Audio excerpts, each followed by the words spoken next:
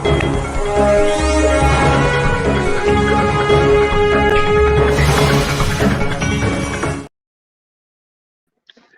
Morning, नमस्कार, प्रणाम। आप सबका बहुत-बहुत स्वागत है वैदिक बाइट्स में। वैदिक बाइट्स में हम बात करते हैं आपकी हेल्थ के बारे में, इमोशनल, स्पिरिचुअल, आपकी फिजिकल हेल्थ के बारे में। अगर आपका कोई सवाल रहता है तो आप नीचे कमेंट्स में अपने विचार लिखकर भेज सकते हैं, अपनी प्रॉब्लम्स को पूछ सकते हैं। आज हम बात करने वाले हैं एक ऐसे टॉपिक के बारे में जो हम डेली बोलते रहते हैं। जब बच्चे यंग होते हैं तो कहते हैं कि शादी की क्या ज़रूरत है? क्या उद्देश्य है? ये हम बात तक भी नहीं समझ पाते हैं। जब हमारी एज हो जाती है, मैच्योर हो जाती है, तब भी हम बहुत अच्छे से नहीं समझ पाते हैं। इसी चीज़ों को समझने के लिए आज हम बात करेंगे इस विषय पर। लेकिन उससे पहले बीना जी का करते हैं स्वागत। बीना जी, आपका बहुत-बहुत स्वागत है। धन्यवाद बिंदु। नमस्कार। बीना जी, प्रोग्राम की शुरुआत तो हम करेंगे, लेकिन आप सबसे पहले शुरुआत कीजिए प्रोग्राम की। धन्यवाद। हम अपने प्रोग्राम की शुरुआत गायत्री मंत्र से करेंगे, क्योंकि गायत्री मंत्र हमें सद्बुद्धि देने का मंत्र है। जैसा कि आपने कहा कि हमें समझ में नहीं आता है कि हमारी शादी का क्या उद्देश्य है और क्या था। हमने क्यों करी शादी, ये भी बहुत सारे सवाल हमारे मन में आते हैं। तो उसे हम सही तरीके से समझ सकें, उसके लिए हम गायत्री मंत्र करेंगे। परमपिता परमेश्वर, परम पूज्य गुरुदेव व वंदनीय माता जी की सूक्ष्म संरक्षण को महसूस करते हुए एक साथ एक स्वर में गायत्री मंत्र। ओम भूर्भुवः स्वः तत्सवितुर्वरेण्यं भर्गो देवस्य धीमहि धियो यो नः प्रचोदयात्। जो नए दोस्त हमारे साथ अभी जुड़े हैं, हम उन्हें बता दें कि बीना जी एक एक्सपीरियंस प्राणिक हीलर हैं और देश-विदेश में बहुत सारी वर्कशॉप्स और बहुत सारे लोगों की प्रॉब्लम्स को सॉल्यूशन देती हैं। और अगर आप भी सीधा जुड़ना चाहते हैं बीना जी से, तो आप जुड़ सकते हैं। बीना जी एक ओजस नाम के स्टार्टअप की फाउंडर भी हैं। ओजस जो आपके स्पिरिचुअल, आपके फिजिकल, आपके फाइनेंशियल हेल्थ के बारे में काम करता है। आप अगर जुड़ना चाहें तो आप सीधे सवाल कर सकते हैं बीना जी से। बीना जी, सबसे पहले शुरुआत करते हैं आज की चर्चा के बारे में। बात कर रहे थे विवाह, शादी, मैरिज एक ऐसा इंस्टीट्यूट हमारी ज़िंदगी में रहता है जो कभी हमें समझ में आता ही नहीं है, फिर भी हम करते हैं। और कई लोग नहीं करते इस बात को सोच के कि क्या करना है। तो मैं सबसे पहले यही जानना चाहूँगी कि विवाह क्यों ज़रूरी है और उसका उद्देश्य क्या होता है? सच तो यही है कि विवाह का क्या उद्देश्य है, ये लोगों को समझ में नहीं आता है। लेकिन जो विवाह का उद्देश्य है वो क्या है कि आपस में मिलजुल कर प्यार से, सम्मान से और समर्पण से रहें। मतलब जो अपना साथी है उसको लिए, मतलब हमारे यहाँ कहा गया है भारतीय संस्कृति में कि जैसे वेस्टर्न कल्चर में कहते हैं कि लिविंग ऑफ लाइफ, कि एक साथ रहो। ठीक है, तो एक साथ में क्या, वो एक दोस्त बनकर रहते हैं, अच्छे दोस्त, मतलब बहुत अच्छे दोस्त जिनके ऊपर कि मतलब वो विश्वास भी करते हैं। ठीक इसी तरह से भारतीय संस्कृति में क्या है, विवाह का बताया गया है कि आप एक अच्छे दोस्त रहें, एक दूसरे को प्यार करें, उनका एक दूसरे का सम्मान करें। ऐसा नहीं कि पत्नी पति का ही सम्मान करे और पति पत्नी का सम्मान करे, ऐसा नहीं है। पति भी उतना ही सम्मान करता है पत्नी का जितना कि पत्नी अपने पति का सम्मान करती है। और दोनों को एक दूसरे के प्रति अपना समर्पण भाव में रहना चाहिए कि एक दूसरे की आवश्यकताओं को, उनकी ज़रूरतों को, उनके समय और परिस्थिति को हमेशा ध्यान रखना चाहिए। क्योंकि जब ऐसे होता है, विवाह में समर्पण होता है, प्यार होता है, तो उससे क्या होता है, जो संतान होती है वो भी अच्छी संतान होती है। तो उससे जो समाज और राष्ट्र है उसको जो सुयोग्य नागरिक है, मतलब अच्छे नागरिक मिलते हैं। और जो योग्य संतान होती है, अच्छे नागरिक होते हैं, वो क्या होता है कि जो उनके मतलब पूर्वज चले गए हैं, क्योंकि अच्छी संतान होती है तो वो उन्हें भी मतलब संतुष्टि होती है कि भई हमारे आगे आने वाली पीढ़ी बहुत अच्छी है। तो वो जो उनके पूर्वज हैं वो श्रेष्ठ योनि में जाते हैं और उनको सुख मिलता है।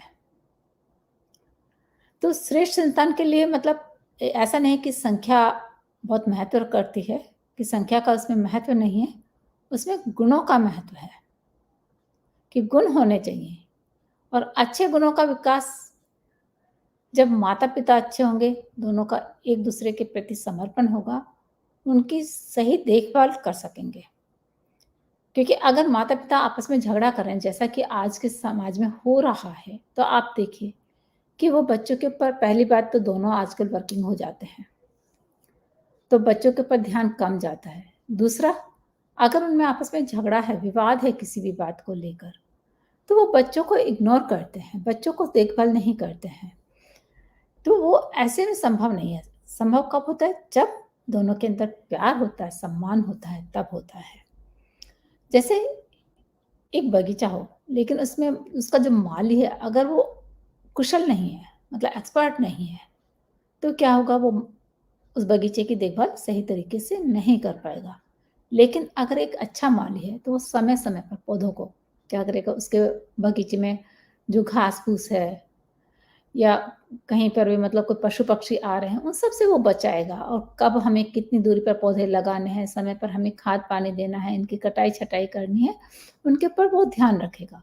उसी प्रकार क्या होता है कि अगर हमको समाज के लिए, राष्ट्र के लिए या अपने परिवार के लिए भी एक अच्छा इंसान चाहिए, तो माता-पिता को ही सबसे पहले ध्यान रखना पड़ेगा। क्योंकि बालक तो क्या है, एक गीली मिट्टी के समान है। जैसे आप कुम्हार है, उसके पास में गीली मिट्टी होती है, वो उसको देखिए कितने सारे शेप दे देता है। वो जैसा उसका मन करता है वैसा ही उसको शेप दे देता है। तो ठीक इसी तरह से वो तो गीली मिट्टी है, जैसा भी उसको जिस ढाँचे में ढालेंगे, माँ-बाप उसी में वो ढल जाएगा। अब देखिए जैसे माता-पिता और गुरु क्या करते हैं, बच्चे को एक तरह से बनाते हैं, उसको कौन-सा शेप देना है ये उन्हीं के ऊपर डिपेंड करता है। जैसे कौरव और पांडवों ने एक साथ गुरु द्रोणाचार्य से शिक्षा ली थी। लेकिन जो युधिष्ठिर थे वो कई दिनों तक एक ही पाठ को याद करते रहे। फिर द्रोणाचार्य जी ने पूछा, भैया आप इतने दिनों से एक ही पाठ को याद कर रहे हैं, अभी तक आपको पाठ याद नहीं हुआ क्या? तो युधिष्ठिर ने कहा कि सत्यम वद, मतलब सच बोलो। इस पाठ को मैं शब्दों में नहीं, अपने जीवन में उतारने का ताना-बाना बन रहा हूँ। मतलब मैं इसे अपने जीवन में कैसे उतारूँ, अपने इस जीवन में इस बात को कैसे लेकर आऊँ कि मैं सच ही बोलूँ, मैं वो अपने अंदर विचार-विमर्श कर रहा हूँ और ताना-बाना बन रहा हूँ। और जब ये मेरा ताना-बाना बन जाएगा, विचार-विमर्श हो जाएगा, जब ये पाठ याद हो जाएगा और जब ये पाठ याद हो जाएगा तब मैं दूसरे पाठ पर जाऊँगा।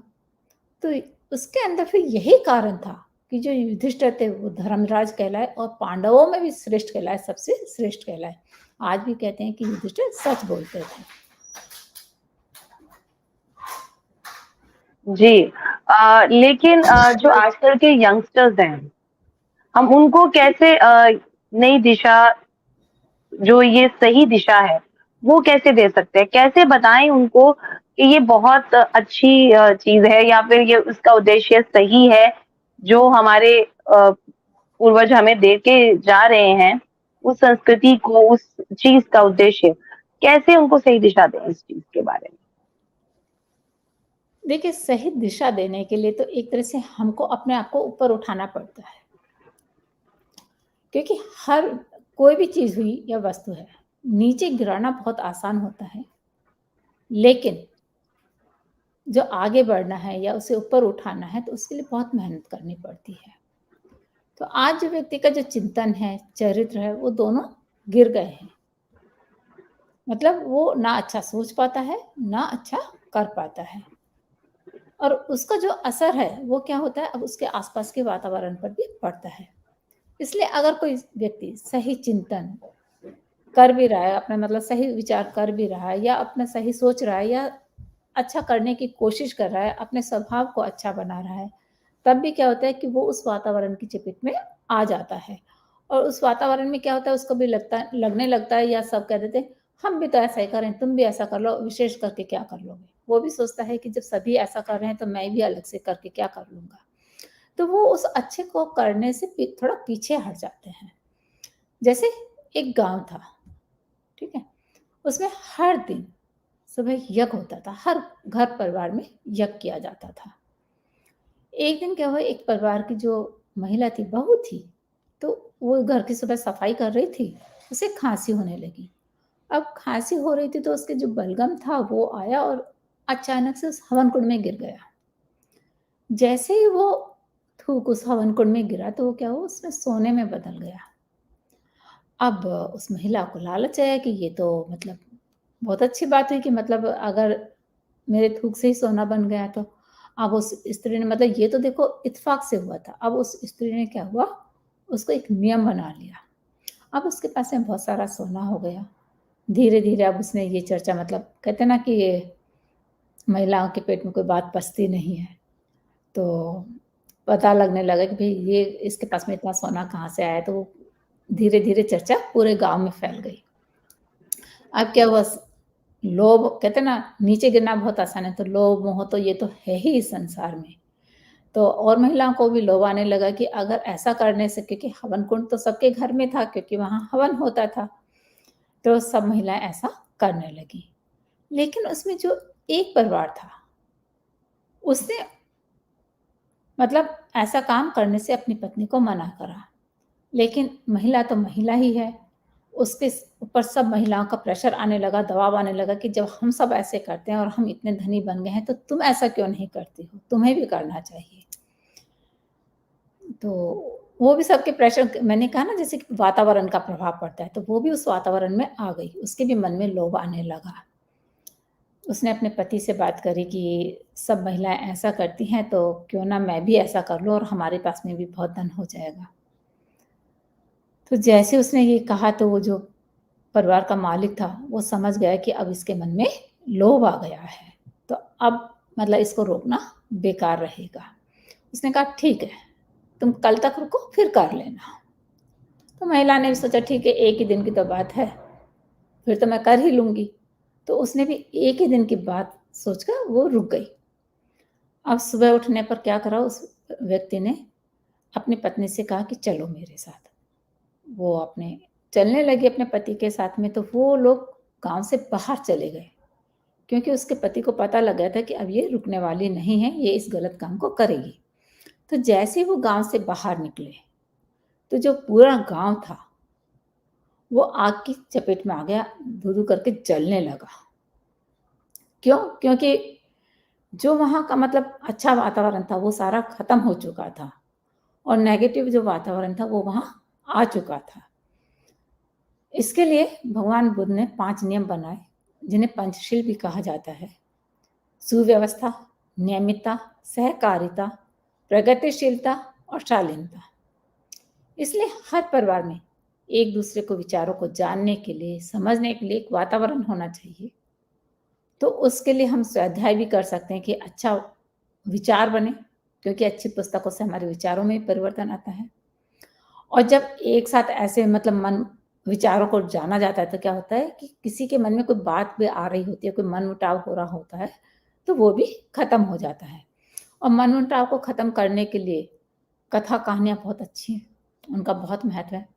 जैसे क्योंकि देखो कहानियों से सब समझ जाते हैं। अभी मैं आपको एक कहानी सुनाऊँ कि एक कौवा था, वो अपना घोंसला छोड़ के पूरब दिशा की ओर जाने लगा।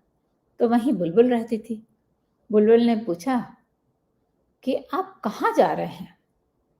तो कौवे ने बोला कि यहाँ के लोगों को ना आवाज़ की पहचान नहीं है और आवाज़ की परख नहीं है। तो बुलबुल ने कहा, ताऊ जी, आपको अपनी आवाज़ सुधारनी होगी, नहीं तो पूरब वाले भी यही शिकायत करेंगे और फिर आपको भी उनसे यही शिकायत होगी कि उनको आवाज़ की परख नहीं है। तो कौवा समझ गया कि गलती कहाँ पर है, वो अपने घोंसले में वापस आ गया। इस तरह से क्या है कि छोटी-छोटी सी कहानियाँ सबको अच्छी लगती हैं और समझ में भी आ जाती हैं और जो सुनता है उनके ऊपर भी असर पड़ता है, प्रभाव पड़ता है।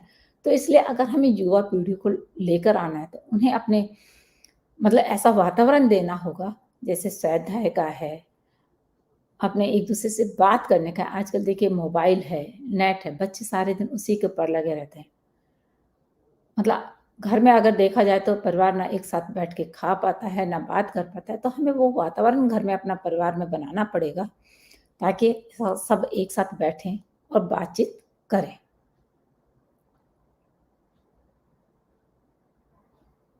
ये तो बात हो गई कि बातचीत करें। मैं ये भी जानना चाहूँगी कि समाज हो या कोई परिवार, उसको उन्नत बनाने के लिए सहयोग किस प्रकार से मिल सकता है? देखिए, चाहे परिवार हो या समाज हो या राष्ट्र हो, एक व्यक्ति से नहीं बनता है। उसमें सभी का सहयोग बहुत ज़रूरी होता है। जितना कहते हैं युवा का है, उतना ही वयस्क का है, मतलब जो माता-पिता बन चुके हैं, और उतना ही उनके माता-पिता का, वृद्ध व्यक्तियों का है। और वृद्ध व्यक्तियों का तो विशेष स्थान होता है क्योंकि उनके पास में ज्ञान है, अनुभव है, समय भी है। तो इसलिए उसका परिवार, उसका लाभ है जो परिवार और समाज सबको मिल सकता है। देखिए, जीवन कोई छोटा नहीं है, एक महान यात्रा है, बहुत बड़ी यात्रा है, जिस पर आगे बढ़ते हुए हमें छोटे से महान बनना है। अपने विचारों को छोटे विचारों से महान विचारों में बदलना है। तो इसलिए इससे जो यात्रा जब हम अपने छोटे से महान होने की करते हैं, तो उससे क्या होता है, हमारे मोह बंधन है जो, वो टूटते हैं क्योंकि हम सबके लिए सोचते हैं। जैसे परिवार में भी है तो हम पति पत्नी के लिए सोचिएगा, पत्नी पति के लिए सोचेगी, बच्चे माँ बाप के लिए सोचते हैं तो माँ बाप बच्चों के लिए सोचते हैं। तो इसलिए परमार्थ के काम बनते हैं। तो परिवार में सब मिलजुल कर रहते हैं तो उससे मतभेद भी खत्म होता है। तो इसलिए इसमें सबका सहयोग होता है परिवार को बनाने में भी, क्योंकि ये संसार है वो किसी एक व्यक्ति का नहीं है, वो भगवान का है। और पंडित श्री राम शर्मा आचार्य जी कहते हैं कि जो आने वाली समय है उसमें क्या है, क्योंकि सभी का सहयोग रहेगा तो ये जो संपदा है, मतलब ये जो साधन आज हमें दिख रहे हैं, जितना हमको वैभव इस समाज में दिख रहा है, वो जो धरती माता के सभी पुत्र हैं, तो वो सब क्या करेंगे कि एक परिवार की तरह से मिलजुल कर रहेंगे। वो एक समान अपने मतलब सम्मान के भी अधिकारी होंगे, तो साधनों के भी उनको एक समान मिलेंगे। ऐसा नहीं होगा कि किसी के पास में बहुत ज़्यादा वैभव होगा, किसी के पास में कम होगा। एक भाषा होगी, एक संस्कृति होगी और एक जैसे नियम अनुशासन होंगे, एक सेना होगी। मतलब पंडित शर्मा आचार्य जी का मानना है ऐसा। और यदि ऐसा हो जाता है तो क्या होगा कि मनुष्य में एक तरह से देवत्व जागेगा, क्योंकि उसके अंदर फिर अपने लिए कोई कुछ लेने की भावना नहीं रहेगी, सिर्फ देने की भावना रहेगी कि मेरे पास है तो मैं मिलजुल कर इसको सबके साथ में सदुपयोग करूं। तो उससे क्या होगा कि धरती पर स्वर्ग जैसी परिस्थितियां बनने लगेंगी।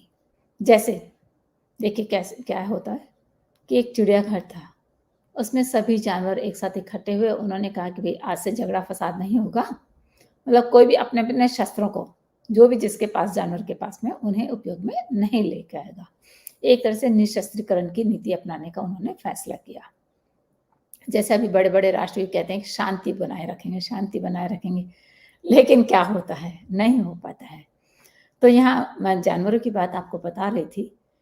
तो उसमें क्या हुआ, सबसे पहले गैंडे ने कहा कि देखिए ये जो सींग होते हैं ना, क्योंकि गैंडे के सींग नहीं होते हैं, तो इसलिए उसने क्या कहा कि सींग तो रक्षा के साधन है, ठीक है, नहीं सॉरी, उसके सींग होते हैं। तो उसने क्या कहा, जो सींग है ना वो तो रक्षा के साधन है, भैया इससे हम रक्षा करते हैं अपनी, लेकिन ये दांत और पंजे हैं, ये सबसे ज़्यादा खतरनाक है, इसलिए इनका इस्तेमाल नहीं करना चाहिए, उन पर प्रतिबंध लगा दो, ठीक है, क्योंकि वो अपने सींगों से युद्ध करता है, उसको दांत और पंजे से युद्ध करना नहीं आता है। तो उसने कहा कि सींग तो क्या अपनी रक्षा करते हैं, दांत और पंजे बेकार हैं, इसलिए इनको प्रतिबंध कर दीजिए, वो ये सबसे ज़्यादा खतरनाक है।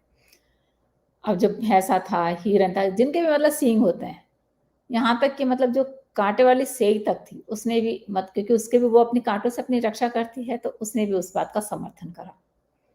तो फिर शेर ने कहा, क्योंकि शेर के तो सींग नहीं होते हैं, तो उसने कहा देखो भाई, ये दांत और पंजे हैं, ये तो खाने के लिए लिए, दांत तो हमारे खाने के लिए और पंजे हमारे चलने का साधन है। ये सींग है ना, ये फालतू की चीजें, इसका प्रयोग नहीं करना चाहिए, ये बहुत खतरनाक है, इसके ऊपर प्रतिबंध लगा दें। तो अब जिनके सींग नहीं थे, जैसे बाघ है, चीता है, सियार है, ऐसे बहुत सारे जो जानवर जिनके के सींग नहीं थे, उन्होंने उस बात का समर्थन किया। अब रीछ की बारी आई, तो रीछ ने क्या कहा, देखो भाई, क्योंकि रीछ के ना तो दांत है, ना वो ना दांतों का इस्तेमाल करता है, ना पंजे का, ना सींग का, सींग तो है ही नहीं। उसने कहा देखो भाई, सींग, दांत, पंजे सभी पर रोक लगा दो। हाँ, आवश्यकता पड़े तो क्या है, एक दूसरे के ऊपर आलिंगन करके उनको प्यार से करो। अब एक जानवर उसकी चालबाजी को समझ गया, क्योंकि वो मतलब अपने कब्जे में लेकर ही हमला करता है। तो अब क्या हुआ, सभी जो पक्ष थे अपना अपना समर्थन कर, अपने अपने पक्ष का समर्थन करने लगे। सींग वाले सींग का करने लगे, और जिनके सींग नहीं थे वो दांत और पंजे का करने लगे, और रीछ जैसे वाले जो पशु थे वो रीछ का समर्थन करने लगे, और जो दूसरा पक्ष था उसका प्रतिरोध करने लगे, कि विरोध करने लगे कि नहीं, ऐसे नहीं होना चाहिए, वो कहें ऐसे होना चाहिए। अब क्या हुआ, सब आपस में झगड़ा मचाने लगे, शोर होने लगा सबका। अब हाथापाई की नौबत आ गई। फिर तब तक क्या हुआ, जो शोर सुन के चिड़ियाघर का जो मालिक था वो आया, और उसने क्या करा, सबको उठा के सबके अपने अपने बाड़े में बंद कर दिया कि सब अपने अपने घर चले जाओ कोई। और कहा, अरे भाई मूर्खो, अगर तुम अपनी मर्यादा में रहो, किसी के ऊपर हमला नहीं करो, तो निशस्त्रीकरण तो अपने आप हो जाएगा, युद्ध तो अपने आप नहीं बंद हो जाएगा। तो इस प्रकार ऋषि धोमे कहते हैं कि आने वाले समय में महाकाल सारे विश्व को एक साथ करके ही रहेगा, और फिर सभी दिशाओं में यह वाणी गूंजेगी, सर्वे भवन्तु सुखिनः, सर्वे सन्तु निरामया, सर्वे भद्राणि पश्यन्तु, माँ कश्चित् दुःखमाप्नुयात्। बहुत ही सुंदर। और कहीं ना कहीं जो हम एक टॉपिक लेके चले थे विवाह का, तो विवाह का जो एक मतलब है वो यही है कि आप मिलकर चलें, सहयोग एक दूसरे का रखें, तो आप अच्छे से जिंदगी को जी सकते हैं। यही शायद उद्देश्य होना भी चाहिए हमारी जिंदगी का। और बीना जी, अभी टाइम हो गया है मुद्रा का। कौन सी मुद्रा को आज हम बताने वाले हैं, कौन से उसका डेमो देने वाले हैं? आज हम उषा मुद्रा सीखेंगे। मैं अपने व्यूअर्स को बता दूं कि हमारी मुद्राओं की सीरीज चल रही है। अधिक मुद्राओं के बारे में जानकारी लेनी है तो आप हमारे पिछले एपिसोड में यूट्यूब और फेसबुक पर जाकर देख सकते हैं। मुद्राओं को बच्चे से लेकर वृद्ध व्यक्ति तक करना बहुत आसान है। ये जो मुद्राएं हैं वो इंटरनल ऑर्गन्स को कंट्रोल और रेगुलेट करने के साथ साथ इन्फ्लुएंस करती हैं, उन्हें प्रभावित करती हैं, इसलिए इन्हें चिकित्सा मुद्रा भी कहते हैं। उषा मुद्रा, जैसे उषा, उषा काल हम कहते हैं, उषा काल मतलब प्रातः काल का समय, जबकि मतलब सूर्य ने अभी मतलब हमको किरण भी नहीं दिखाई है, लेकिन अंधेरा छटने लगा है, तो इसलिए इसको भोर की देवी, स्वर्ग की बेटी, रात की बहन, क्योंकि रात को जाने के बाद ही आती है और पूरी तरह से रात अभी गई भी नहीं है, तो इसलिए रात की बहन। और ऋग्वेद ने तो इसे सबसे पवित्र और सर्वोच्च देवी के रूप में माना गया है। प्राचीन ग्रंथों की बात करें तो उन्हें उसमें से हर सुबह दुनिया में रोशनी लाने के लिए और स्वर्ण रथ वाली एक सुंदर महिला के रूप में वर्णित किया है। इसे ब्रेक ऑफ द डे के रूप में भी जाना जाता है। जो उषा मुद्रा है वो हमारे मस्तिष्क के, माइंड के लेफ्ट और राइट मतलब बाएं और दाएं भाग को सिंक्रोनाइज करती है और उन्हें संतुलित बनाती है। उससे क्या होता है कि जो स्पष्टता है, जागरूकता है, वो आती है, साथ में जो मानसिक सतर्कता है, अलर्टनेस, उसे वो बढ़ती है, क्योंकि जब हम जागरूक हो जाएंगे कि हमें क्या करना है तो अलर्टनेस भी आ जाती है। इससे हार्मोन संतुलन होते हैं, थायराइड जैसी समस्या खत्म होती है, पीसीओडी अनियमित पीरियड को नियंत्रित करता है। उषा मुद्रा त्रिक मतलब स्वादिष्टान चक्र को उत्तेजित करता है और उन्हें खोलता है, मतलब उसके ऊपर इसका असर होता है। यह सभी के जीवन में, क्योंकि ये स्वादिष्टान चक्र को कंट्रोल और रेगुलेट करता है, तो जो काम वासना है, कामुकता है, रचनात्मकता है, क्योंकि हमारे जो स्वादिष्टान चक्र है उसमें रचनात्मकता भी होती है। जो जितने भी कलाकार हैं, साहित्यकार हैं, चित्रकार हैं, या संगीतकार हैं, जो भी कला से मतलब संबंधित हैं जितने भी लोग, उनका स्वाधिष्ठान चक्र बहुत एक्टिव होता है, तभी वो अपनी कला को इतना निखार पाते हैं। जो सामाजिक जीवन है और या उनको खुशी मिलती है उसमें वो सुधार करता है। ये आपको जीवन मतलब दिन भर चलने की ऊर्जा दे देता है, सुस्ती को दूर करता है, आपको आनंद से भरा जीवन जीने की ऊर्जा देता है। जैसा कि आप इस पिक्चर में देख पा रहे हैं कि दोनों हाथों की उंगलियों को एक दूसरे के अंदर फंसाया गया है। आप आराम से बैठकर या लेटकर किसी भी आरामदायक आसन में इसका अभ्यास कर सकते हैं। आपको हाथ जो आपके हाथ है वो आपकी पीठ पर लगे होने चाहिए। गहराई से और जोर से सांस लें। इसके बाद अपनी आंखें चौड़ी करें और अपनी कोहनियों को तकिए में दबाएं। अपने आराम के आधार पर सांस को 3 से 5 सेकंड तक रोकें। अंत में सांस छोड़ें और सारा तनाव छोड़ दें। जैसे जैसे हम एक्सेल करते हैं अपने तनाव को भी हमें छोड़ देना है। इस तरह से इनहेल, होल्ड, एक्सेल, होल्ड हमें 7 टाइम्स करना है, 7 बार दोहराना है। अगर सुबह आलस आ रहा है तो ये आपको उठने के लिए जागरूक बना देता है कि अब आप उठ जाइए, आलस को खत्म कर देता है। हालांकि इससे होने वाले जो लाभ हैं, अगर उनको हमको ज़्यादा करना है तो हमें मतलब जब हमारी नींद खुलती है तभी हमें इसे आराम से बैठकर करना चाहिए। और ये जो उषा मुद्रा है इसे हम सांसों के माध्यम से भी कर सकते हैं। जैसे क्योंकि उसमें भी इनहेल एक्सेल है तो हम जो सांसें हैं उनको हमको लयबद्ध तरीके से एक निश्चित मतलब जैसा कि हमने अपने पिछले एपिसोड में बताया हुआ एक लयबद्ध प्राणायाम के कितने फायदे हैं। तो इस तरह से जब हम लयबद्ध प्राणायाम करते हैं, सांस को लेते हैं और धीरे धीरे उसकी गहराई को बढ़ने देते हैं, तो इस तरह से भी कर सकते हैं।